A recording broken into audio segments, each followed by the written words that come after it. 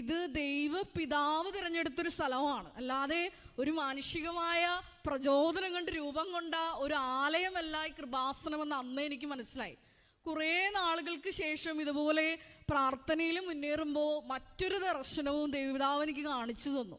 അത് ഇപ്രകാരമായിരുന്നു. അത് എന്നെ ഞെട്ടിക്കുന്നതായിരുന്നു. കാരണം ജോസഫ് അച്ഛൻ ദൈവപിതാവിൻ്റെ ത്രോണിലിരിക്കുകയാണ്, സിംഹാസനത്തിലിരിക്കുന്നു.